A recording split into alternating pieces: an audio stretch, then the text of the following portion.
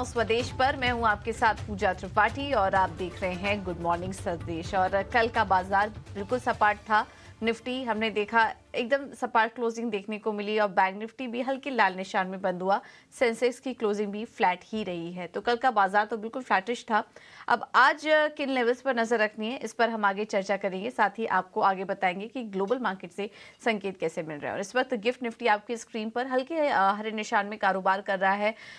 Gift Nifty और सुबह हल्के लाल निशान में तमाम एशियाई के बाजार दिखाई दे रहे थे, लेकिन अब निचले स्तरों से एक रिकवरी देखने को मिल रही है। हांगकांग के बाजार हरे निशान में आ चुके हैं, करीब 106 अंक ऊपर। कोरिया और जापान के बाजार अभी भी लाल निशान में है, लेकिन चीन के बाजारों में भी निचले स्तरों से एक रिकवरी देखने को मिली और गिफ्ट निफ्टी भी अब इस वक्त हरे निशान में कारोबार कर रहा है। तो काफी मिले जुले संकेत आ रहे हैं एशियन मार्केट से। लेकिन कल हमने देखा कि अमेरिकी बाजारों में भारी गिरावट थी। एक दिन हमने रिकवरी का सेशन देखा, हरे निशान में क्लोजिंग हुई, लेकिन कल भारी गिरावट देखने को मिली। इसके पीछे वजह क्या थी और दुनिया भर से कैसे संकेत मिल रहे हैं ग्लोबल मार्केट के लिए, एक बार समझ लेते हैं। हमारे साथ अब मुंबई स्टूडियो से विश्व मोहन जुड़ चुके हैं पूरा अपडेट लेकर। विश्व मोहन, गुड मॉर्निंग। बताइए, काफी भारी गिरावट कल देखने को मिली है सभी इंडाइसेस में यूएस के, क्या वजह थी इसके पीछे? गुड मॉर्निंग पूजा, बिल्कुल सही कहा आपने। कल काफ़ी कमजोरी भरा सेंटर या अमेरिकी बाजारों की अगर बात करें तो करीब 1.5% की गिरावट S&P 500 और नैस्डैक में देखी। टेक शेयरों पर दबाव ज़्यादा था। हालांकि डॉ जोन्स की अगर बात करें तो मई के बाद पहली बार 200 DMA के नीचे वो इंडेक्स फिसला है। S&P 500 की बात करें तो 4,300 के नीचे जून के बाद ये लेवल दिखा है। तो कमजोरी तो वहाँ पर थी। कमजोरी इस वजह से आई जो इकोनॉमिक नंबर्स थे, चाहे वो नए घरों की बिक्री के जो नंबर थे, न्यू होम सेल्स डेटा थे, वो अगस्त के काफ़ी कमज़ोर थे। इकोनॉमिस्ट के जो अनुमान है उससे कंज्यूमर कॉन्फिडेंस के आंकड़े तो और भी ज़्यादा कमज़ोर थे।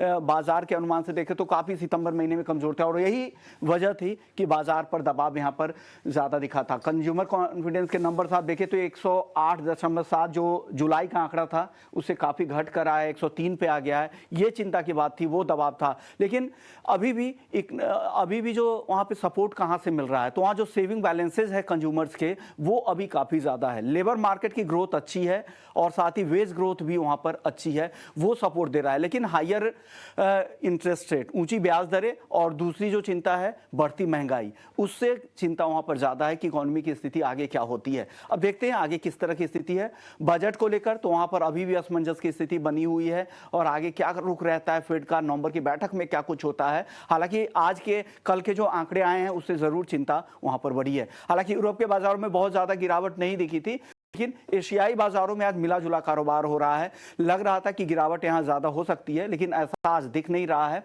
जापान और कोरिया के बाजार थोड़े कमजोर जरूर दिख रहे हैं, लेकिन चाइना और हांगकांग में हल्की तेजी भी दिख रही है। और बाकी अन्य संकेतों की बात करें तो डॉलर इंडेक्स में लगातार तेजी बनी हुई है, अब 106 के ऊपर जाकर टिक गया है। बॉन्ड यील्ड, ऊंची ब्याज दरों की वजह से बॉन्ड यील्ड भी ऊपर की तरफ है। यूएस का 10 ईयर बॉन्ड यील्ड 16 साल से ज्यादा की ऊंचाई पर है। जर्मनी का 10 ईयर बॉन्ड यील्ड 12 साल से ज्यादा की ऊंचाई पर है। तो ये एक चिंता बात है। और ऊंचे बॉन्ड यील्ड, ऊंचे डॉलर की वजह से यहां पर दबाव आ रहा है सोने पर। सोना लगातार कमजोर हो रहा है। कॉमेक्स पर भी $1920 के नीचे आ गया है। कल घरेलू बाजार में भी सोने चांदी में काफी गिरावट दिखी थी। तो कुल मिलाकर अगर इक्विटी मार्केट के लिहाज से देखें तो अमेरिकी बाजारों से तो काफी कमजोर संकेत दिख रहे हैं, लेकिन एशियाई बाजारों से मिला जुला संकेत है आज। ठीक है, तो ये एक सिल्वर लाइनिंग कह सकते हैं हम कि एशियाई बाजार इतना नहीं टूट रहे हैं जितना हमने यूएस की मार्केट देखा। और जो संकेत मिल रहे हैं, डॉलर इंडेक्स अपने ऊपरी स्तर पर है, यील्ड्स अपने ऊपरी स्तर पर आ चुके हैं, कच्चे तेल भी $94 के ऊपर कारोबार कर रहा है।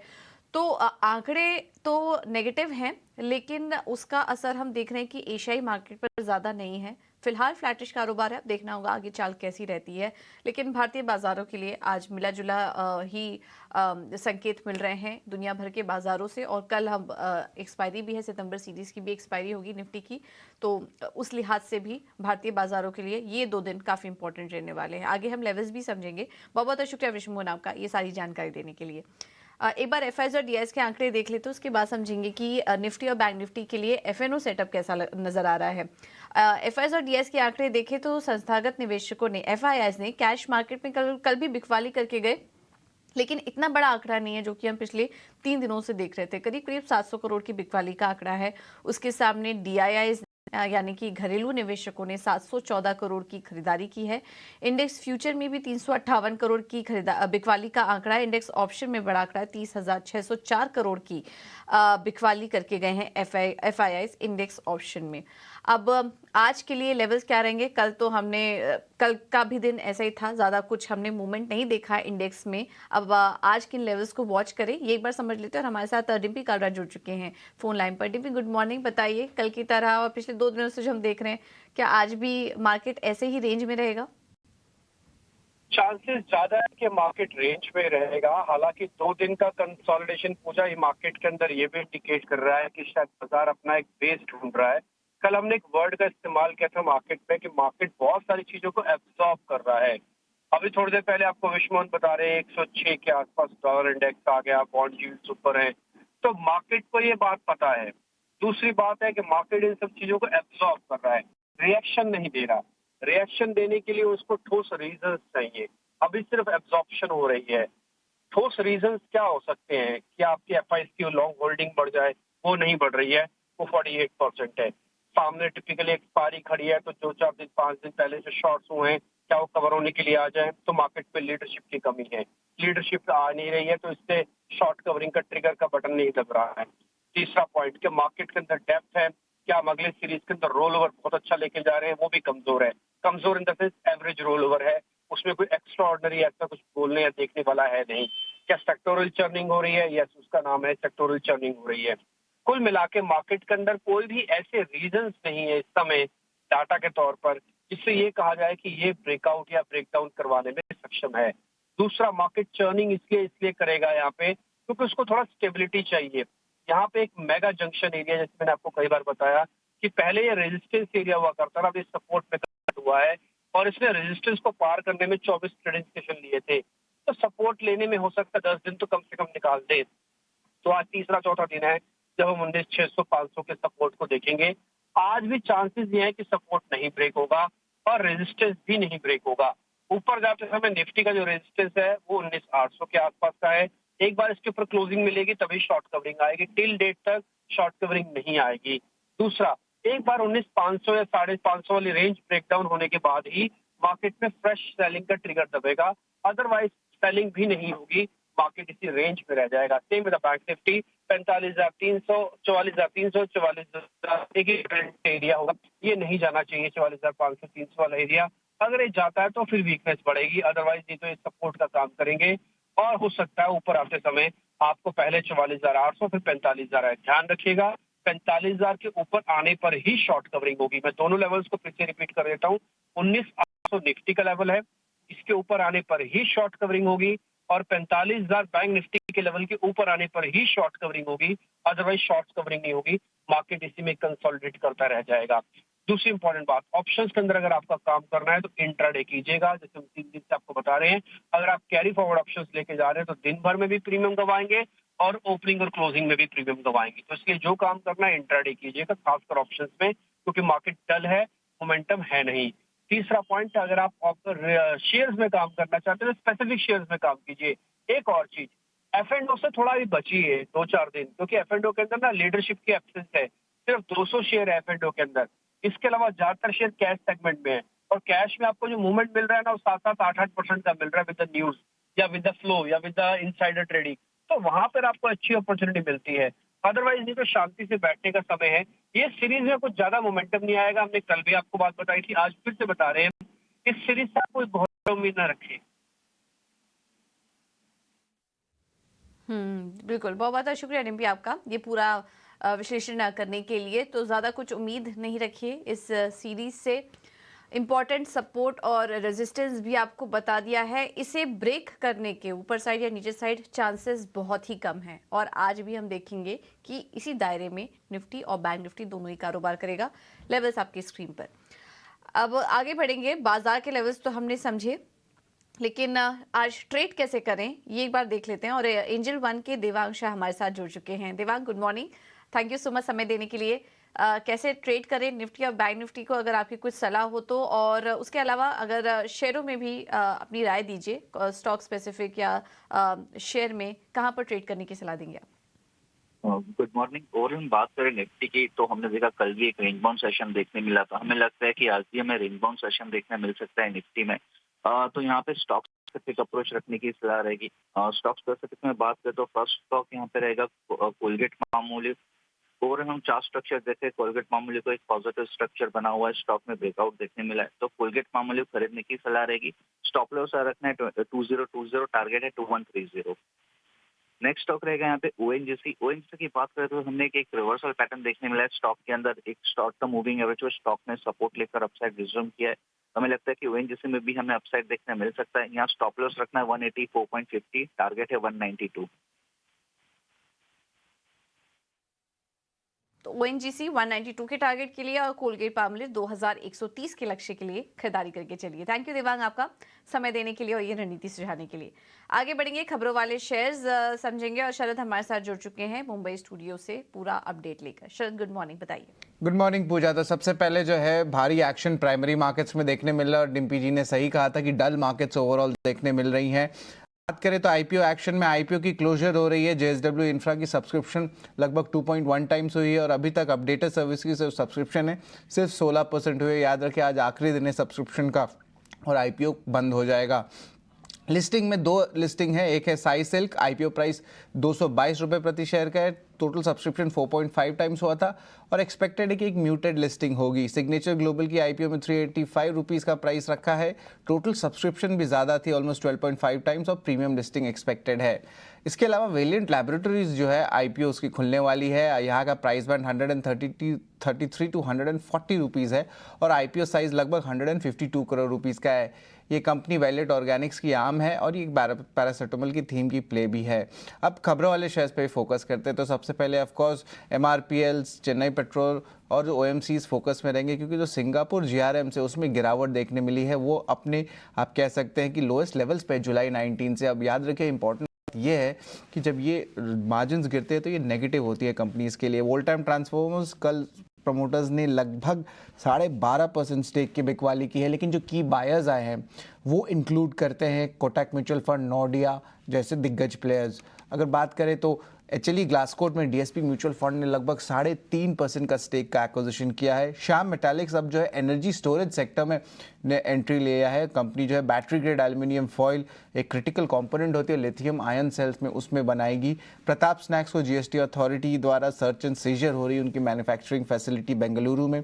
सुजलॉन एनर्जी में क्रिसिल ने जो है अपग्रेड कर दिया है उनकी रेटिंग्स को 2 नॉचेस से 2 बार बढ़ा दिया है BBB+ पे पॉजिटिव आउटलुक के साथ, तो पॉजिटिव रिएक्शन स्टॉक में देखने मिल सकता है।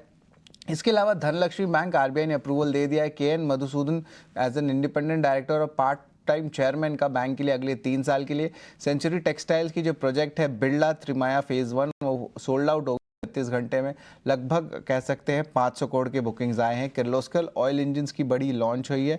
लार्ज रेंज जो सीपीसीबी कंप्लायंट जेनसेंस होते हैं फ्लेक्सी फ्यूल, उनमें जो है ज़रूर स्टॉक में मोमेंटम देखने मिल सकता है। डीसीएम श्रीराम जो है अपनी यूपीवीसी कैपेसिटी कोटा फैक्ट्री में बढ़ाई है और टोटली ऑलमोस्ट 43% से जो है क्षमता विस्तार बढ़ी है। और एबी कैपिटल आखिर में फोकस में रहेगा जहाँ पे लगभग 750 करोड़ वो इन्वेस्ट करेंगे अपने wholly owned arm Aditya Birla finance में राइट्स इशू जरिए।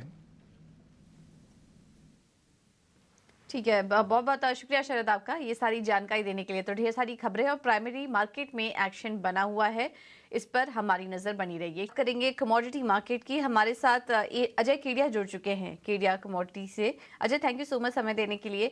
शुरुआत सबसे पहले सोने चांदी से करेंगे। यहाँ पर अब कमजोरी बढ़ती जा रही है। ऑफकोर्स हम डॉलर इंडेक्स में भी एक तेजी देख रहे हैं, बॉन्ड यील्ड्स अपने ऊपरी स्तर पर आ चुके हैं। तो आपको क्या लग रहा है ये करेक्शन और कितना गहरा सकता है सोने चांदी में? यहाँ से बिकवाली करके चले अभी।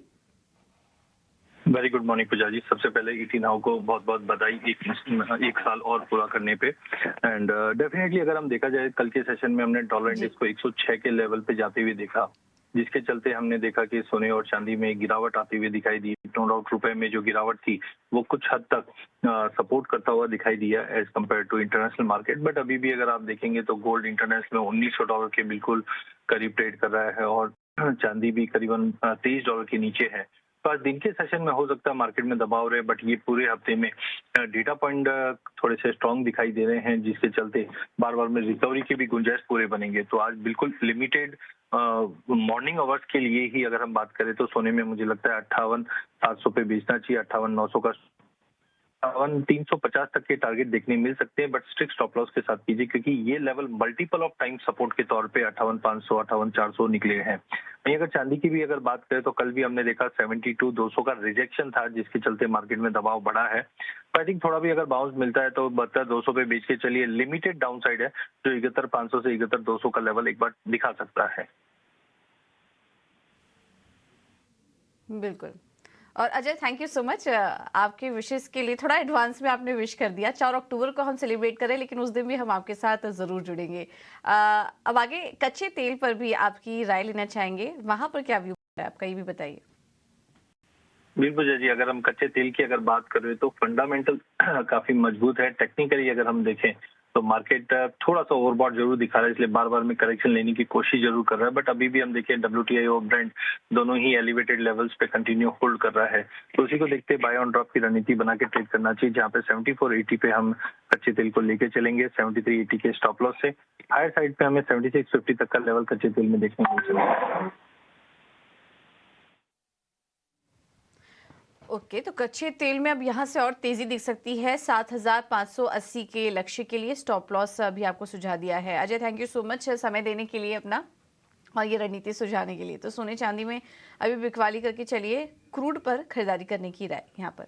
अब आगे बढ़ेंगे और ब्रोकरेज हाउस के रडार पर कौन कौन से स्टॉक्स हैं ये बताने के लिए वामाक्षी हमारे साथ जुड़ चुकी हैं। वामाक्षी, गुड मॉर्निंग, बताइए। जी बिल्कुल, शुरुआत करते हैं हम मारुति सुजुकी के साथ। डैम कैपिटल की तरफ से रिपोर्ट है और लार्जली हाईलाइट कर रहे हैं कि डीलर्स काफ़ी कॉन्फिडेंट नजर आ रहे हैं कंपनी के डबल डिजिट वॉल्यूम ग्रोथ को लेकर। एसयूवी पोर्टफोलियो में काफ़ी मजबूत डिमांड नजर आ रही है और इसी के चलते आउट परफॉर्मेंस ड्राइव हो सकती है। कंपनी ने इनफैक्ट ऑलरेडी अपनी टॉप पोजीशन बना ली है यूवी सेगमेंट में। तो all in all dam capital की तरफ से मारुति सुजुकी पर खरीदारी की राय आ रही है और उन्होंने अपना टारगेट प्राइस भी बढ़ाया है। मेट्रो ब्रांड्स पर स्पार्क का कहना है कि वो अपना कोर कारोबार ग्रो कर रहे हैं, वो एडिशनल ग्रोथ भी अनलॉक कर रहे हैं। क्रॉक्स के चलते रिटर्न रेशियोज भी काफ़ी मजबूत नजर आ रहे हैं, जिसके चलते स्पार्क ने मेट्रो ब्रांड्स पर ऐड की राय के साथ कवरेज शुरू की है। इसके अलावा टाटा कम्युनिकेशंस पर CLSA का कहना है कि कलेरा की ग्रोथ के चलते करीब 9 से 16% का अपग्रेड नजर आ रहा है। उनके डेटा रेवेन्यू में ओवरऑल काफ़ी compelling enterprise data business play है ये। तो इसी के चलते CLSA ने टाटा कम्युनिकेशंस पर अपनी आउट परफॉर्म की राय को बरकरार रखा ही, मगर अपना टारगेट प्राइस भी बढ़ाया है 2,045 रुपीज़ प्रति शेयर पर कर दिया है। SBI कार्ड्स पर मॉर्गन स्टैनली का कहना है कि इंडस्ट्री स्पेंडिंग ग्रोथ करीब 2% ईयर ऑन ईयर बढ़ी है अगस्त के महीने में, और SBI कार्ड्स की जो ग्रोथ है वो इससे ज़्यादा फास्ट रही है। मगर अगर हम मंथ ऑन मंथ बेसिस पर अगर हम देखें तो ग्रोथ मार्जिनली स्लोअर नज़र आ रही है। तो इसी के चलते मॉर्गन स्टैनली ने SBI कार्ड्स पर अपनी ओवरवेट की राय को बरकरार रखा है। HDFC बैंक पर जेफरीज का कहना है कि कंपनी करीब 17% कैगर अर्निंग्स ग्रोथ पोस्ट कर सकती है अगले 3 साल में, और ये ग्लोबल बैंक्स के ग्रोथ के मुकाबले काफ़ी हाई है। रिसेंट करेक्शन के बाद वैल्यूएशंस भी आकर्षक नजर आ रहे हैं, जिसके चलते जेफरीज ने HDFC बैंक पर खरीदारी की राय को बरकरार रखा है। और आखिर में हम फोकस करेंगे IT सेक्टर पर। मॉर्गन स्टैनली का कहना है कि काफ़ी मजबूत आउटलुक नजर आ रहा है FY25 के रेवेन्यू ग्रोथ को लेकर। मार्जिन सुधर रहे हैं और डबल डिजिट EPS ग्रोथ के एक्सपेक्टेशंस है, जिसके चलते वैल्यूएशंस अफ्लोट रह सकते हैं। ऑल इन ऑल उन्होंने सीएंड पर अपनी राय को अपग्रेड किया है EPS अपग्रेड के एक्सपेक्टेशंस के चलते, और उन्होंने टेक महिंद्रा पर अपनी राय को डाउनग्रेड किया है क्योंकि इन्हें डाउनसाइड रिस्क नजर आते हैं EPS के लिए। उन्होंने ओवरऑल अपनी ओवरवेट की राय बरकरार रखी है HCL टेक, इन्फोसिस और LTI माइंडट्री पर। अंडरवेट की राय को बरकरार रखा है विप्रो, टाटा एलेक्सी और LTTS पर, और इक्वल वेट की राय को बरकरार रखा है एम्फेसिस और TCS पर। थैंक यू वामाक्षी ये सारे अपडेट के लिए। अब क्विकली ट्रेडिंग कॉल्स पर नजर डाल लेते हैं। जेम फाइनेंशियल्स ने वेदांता में बिकवाली करने की राय दी है। 231 के होगा स्टॉप लॉस, टारगेट होगा 212 210 का। कोलगेट पाल्मोलिव स्टॉक पर नजर रखिए, काफी सारे एनालिस्ट इसमें तेजी करने की राय दे रहे हैं। इनका कहना है कि 2125 से 2150 के लेवल्स कोलगेट पाल्मोलिव में एक्सपेक्टेड है। स्वास्थ्य इन्वेस्टमार्ट ने मैपमाई इंडिया में खरीदारी करने की सलाह दी है। 1850 का होगा लक्ष्य, और लोढ़ा डेवलपर्स यहाँ पर भी खरीदारी करके चलिए 820 के टारगेट के लिए। स्टॉप लॉस सुझा रहे हैं 780 का। तो ये कुछ ट्रेडिंग आइडियाज हैं वेदांता, इस पर नजर रखिए। कोलगेट पाल्मोलिव, ये कुछ कंसेंसस ट्रेड निकल कर आ रहे हैं। वेदांता में भी बिकवाली करने की राय काफी आ रही है, तो इस पर आप नजर रखिए। चलिए फिलहाल इस बुलेटिन में इतना ही।